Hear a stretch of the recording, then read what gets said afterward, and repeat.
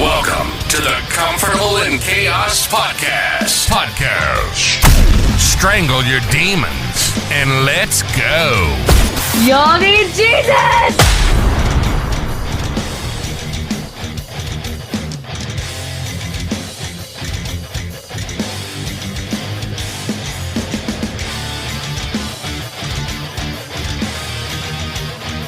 The world was on fire and no one could save me but you.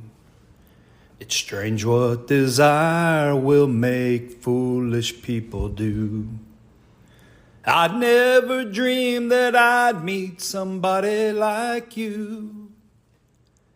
And I'd never dreamed that I'd lose somebody like you. What do you think about that, man? Should I keep on going? What a wicked game to play, to make me feel this way. What a wicked thing to do, to let me dream of you. Welcome to the Comfortable in Chaos Podcast.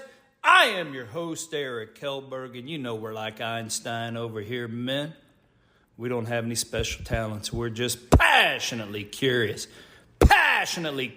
about all things pertaining to men. How in the hell did we get here? And where is it that we want to go, man?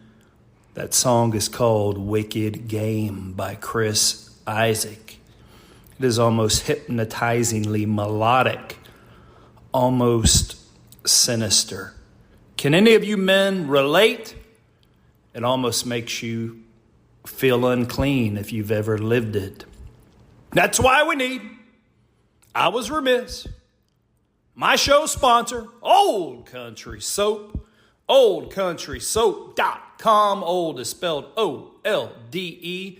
You will be cleaner than a whistle. Zippity-doo-dah. That's right, cleaner than a whistle. You will have abundant suds. Your skin and your body will love you, since the skin is the largest organ in the body. What do you want to put on it? You want to put $1.25 from Costco Dial soap that's loaded with stuff that your veterinarian wouldn't even use? Or do you want to have coconut oil, bentonite clay, infused with essential oils, hand cut? You never get the same bar twice, whether it's in 5 ounces, whether it is in their bigger variety, whether it is the one that is more tallow enriched, or you get a multicolored pack. You get a Craftsman artisan soap that sits for 1 month before they then ship it to you, that will take care of you and that you will enjoy. You can dispense with a lot of other products. You can use it as shampoo too. oldcountrysoap.com. Use my promo code CHAOS20. All right. So what are we going to do today, man? We just going to sit here and pimp for the Pope? No, we ain't going to be pimping for the Pope. But I tell you what.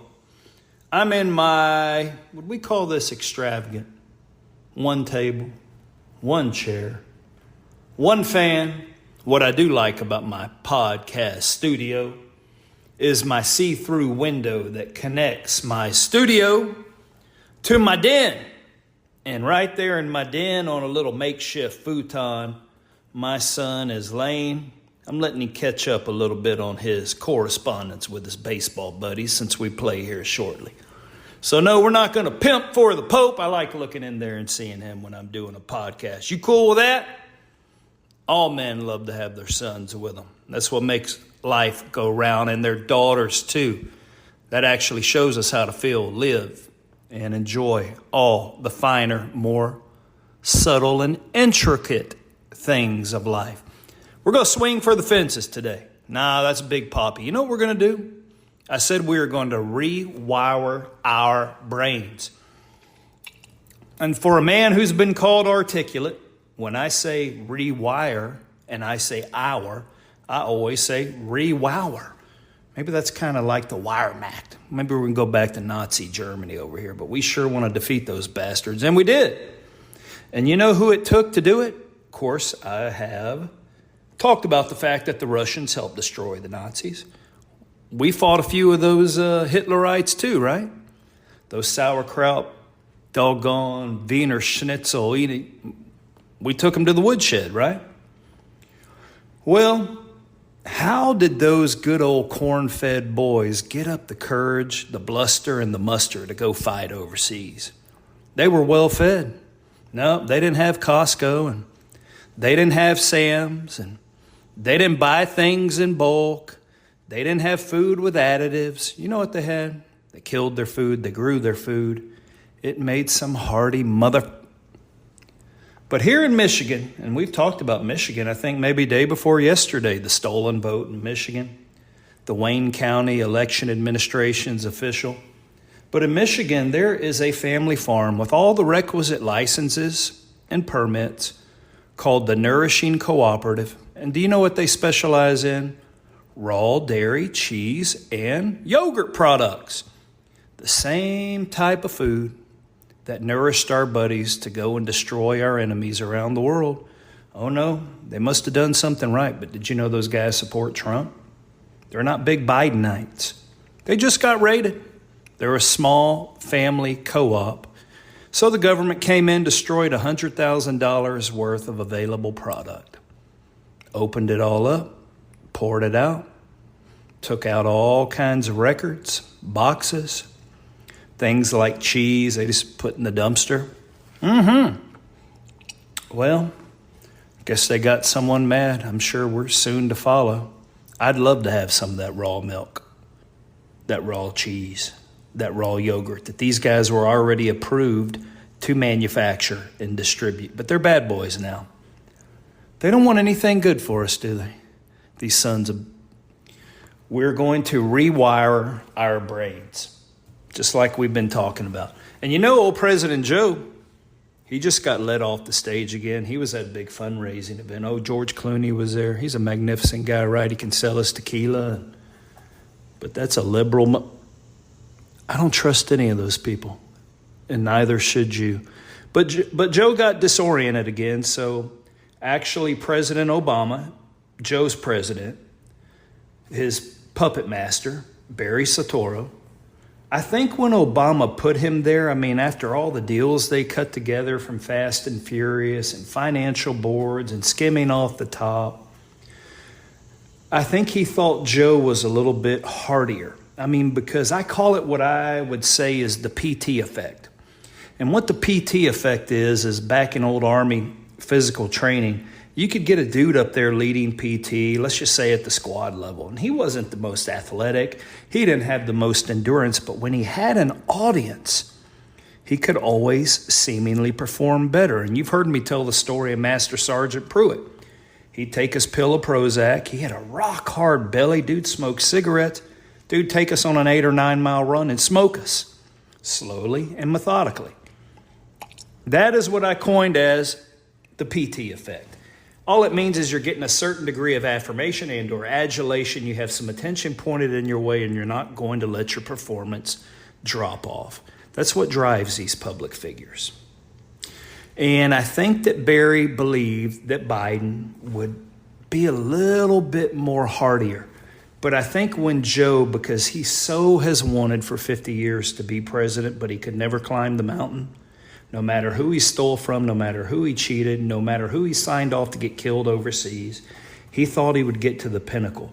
When he didn't, he was happy to be a substitute, but it destroyed him mentally. I think that's what also led to his cognitive decline.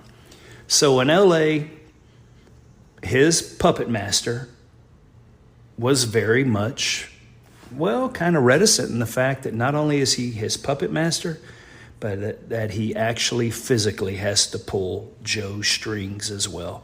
So he grabbed his hand like a little boy, and he walked him off stage. Then he put his arm around him because Obama wants to be seen as that nurturing figure. And meanwhile, he killed people all over the world, but he's nurturing Joe off the stage. So we will call that paradox number 1. To continue from yesterday, we will call that the puppeteering paradox of the PT effect. Paradox number 2, and it's going to get me in some trouble, but I will pray it away. I will pray to the one true God, and that is my Lord God in heaven. And my conduit is his son, Jesus Christ, who laid down his life for me. Am I above anything? Absolutely not. Am I better in anything? Absolutely not. But does that mean diminish that I can't have a faith in that? And if I'm not perfect, that God is somehow less real or less powerful? F y'all. So here's paradox number 2. There is no God but Allah, and Muhammad is his messenger. Oh yeah? Okay. Here's what I'm going to say. Allah, you permit your followers to behead, to dismember, to burn, to shoot, maim, kill, knife, destroy, drown, whatever you can come up in your mind that is diabolical in how to lead to someone's demise. And the more painful, the better. You permit that, Allah.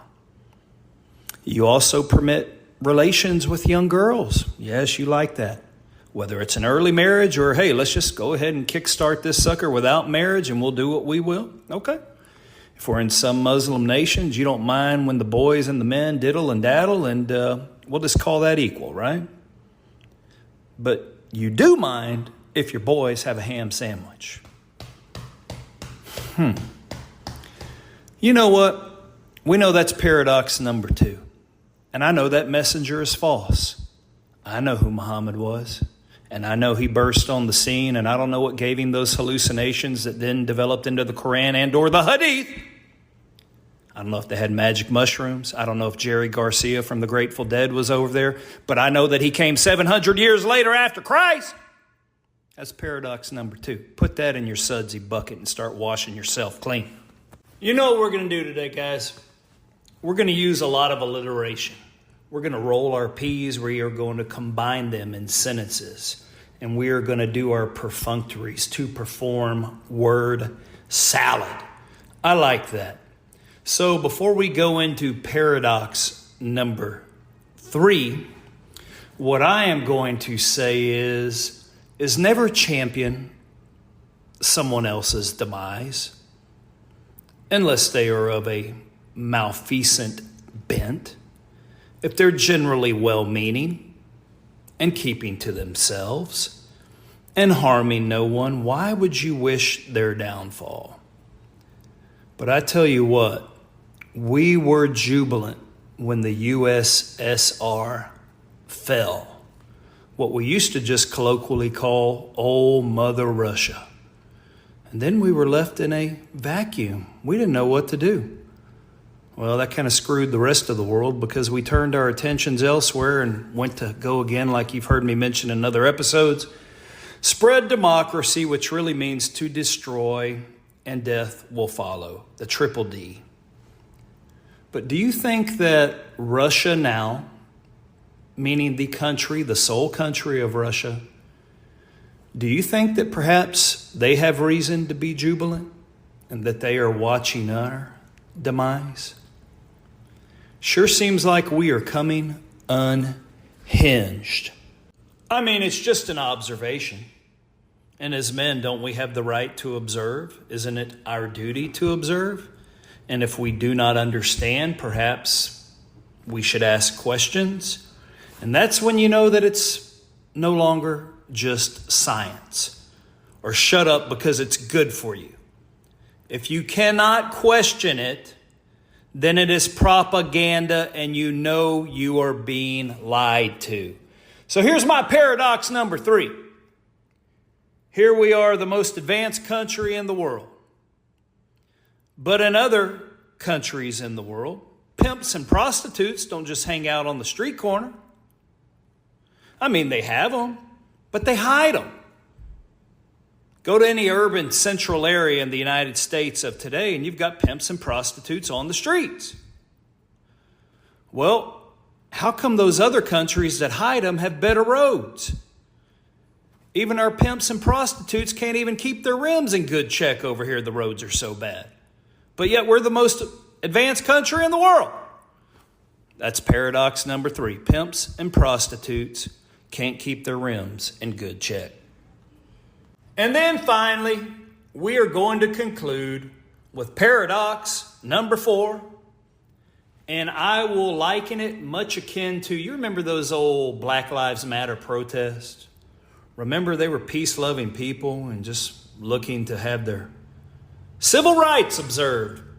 But they never hampered, hindered, or infringed upon anyone's civil rights in the process. They were peaceful.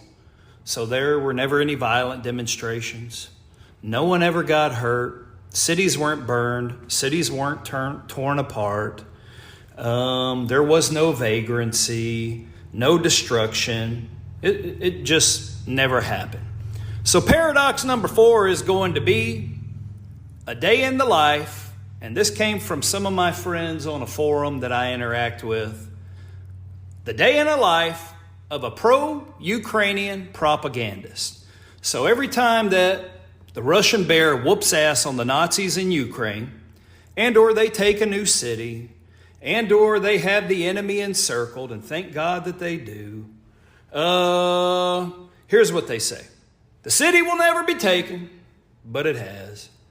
The Russian assault has failed, but they won. The city has not been captured. Okay, they already have a talk in the middle of the city, and command and staff are already right there. Not the whole city's been sieged. Okay, well, if you're outside of LA and you control 3/4 of it, I think you've done a pretty damn good job. There's no visual proof. Yeah, because the media won't show it. It's photoshopped and old. Okay, can we see the real ones? Are you getting my point? So that is paradox number 4. Russia is marching through Ukraine, setting that place free, and it is going to teach the collective West a lesson. So until next time on the Comfortable in Chaos podcast, I bid you bon voyage, my burgeoning flock. Until next time, like and subscribe to the Comfortable in Chaos podcast.